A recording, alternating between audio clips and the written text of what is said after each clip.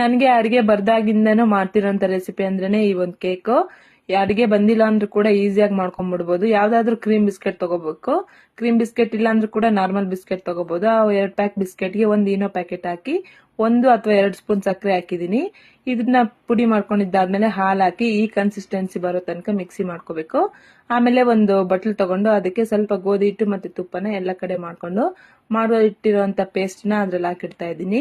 Dry fruits ಹಾಕ್ತಾ ಇದೀನಲ್ಲ, ಇದು ಕೂಡ ಆಪ್ಷನಲ್, ಬೇಕಿದ್ರೆ ಹಾಕೋಬಹುದು, ಇಲ್ಲಾಂದ್ರೆ ಇಲ್ಲ. ನಮ್ಮನೇಲಿ ಓವನ್ ಏನಿಲ್ಲ, ಕುಕ್ಕರೇ ಇದೆ. ಕುಕ್ಕರ್ ಅಲ್ಲಿ ನೀರ್ ಹಾಕಿ ಕೆಳಗಡೆ ಒಂದು ಬಟ್ಲೆ ಇಟ್ಟು ಅದ್ರ ಮೇಲೆ ಇದನ್ನ ಇಟ್ಟು ವಿಜಿಲ್ ಏನ್ ಹಾಕಂಗಿಲ್ಲ, ಗ್ಯಾಸ್ಗೆ ಇಟ್ಟಿರ್ಬೇಕು. ಇನ್ನು 45ರಿಂದ 1 ಅವರ್ ಆಗುತ್ತೆ. ಅಷ್ಟ ತನಕನೂ ಲೋ ಫ್ಲೇಮ್ ಅಲ್ಲೇ ಬೇಯಿಸ್ಕೋಬೇಕು. ಫ್ರೈ ಮಾಡೋಕ್ಕಿಂತ ಏನಾದ್ರೂ ಒಂದು ಐಟಮ್ ತಗೊಂಡು ಹಿಂಗ್ ಚುಚ್ಚಿದ್ರೆ ಅದು ಹಸಿಯಾಗಿ ಬರಬಾರ್ದು, ಡ್ರೈ ಆಗಿ ಬರ್ಬೇಕಷ್ಟೇ. ಇನ್ನು ಬೆಂದಿದ್ದೆಲ್ಲ ಆದ್ಮೇಲೆ ಕೂಲ್ ಡೌನ್ ಆಗೋ ತನಕ ಫ್ರಿಜ್ ಅಲ್ಲಿ ಇಟ್ಟಿದ್ದೀನಿ. ಮಿನಿಮಮ್ ಅಂದ್ರೂ ಕೂಡ ಒಂದು ಅರ್ಧ ಗಂಟೆ ಇಡಬೇಕು. ಫ್ರಿಜ್ ಅಲ್ಲಿ ಇಟ್ಟು ತೆಗೆದ್ಮೇಲೆ ಈ ತರ ಬಂದಿದೆ. ನೋಡಕ್ಕೆ ಚೆನ್ನಾಗಿತ್ತು. ಮಕ್ಕಳಂತ ಎಂಜಾಯ್ ಮಾಡ್ಕೊಂಡ್ ತಿಂದ್ರು. Full easy recipe. Cream biscuit ಇಲ್ಲ ಅಂದ್ರೆ ನಾರ್ಮಲ್ ಬಿಸ್ಕೆಟ್ ಹಾಕಿ ಮಾಡುವಾಗ ನಾವೊಂದು ಡೈರಿ ಮಿಲ್ಕ್ ಪ್ಯಾಕೆಟ್ ನ ಹಾಕೋದ್ರಿಂದ ಚಾಕ್ಲೇಟ್ ಕಲರೇ ಬರುತ್ತೆ, ಏನ್ ಡಿಫ್ರೆನ್ಸ್ ಇರಲ್ಲ. ಈಗೆಲ್ಲ ಎಕ್ಸಾಮ್ ನಡೀತಾ ಇದೆ ಅಂತೇಳಿ ಮಕ್ಕಳು ಹಾಫ್ ಡೇಗೆಲ್ಲ ಬಂದ್ಬಿಡ್ತಾರೆ. ಬೇಗ ಬಂದ ತಕ್ಷಣ ಏನಾದ್ರು ಕೇಳ್ತಾರೆ.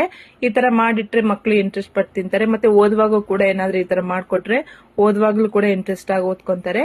ವಿಡಿಯೋ ಇಷ್ಟ ಆದ್ರೆ ಲೈಕ್ ಮಾಡಿ, ಫಾಲೋ ಮಾಡಿ. Thank you.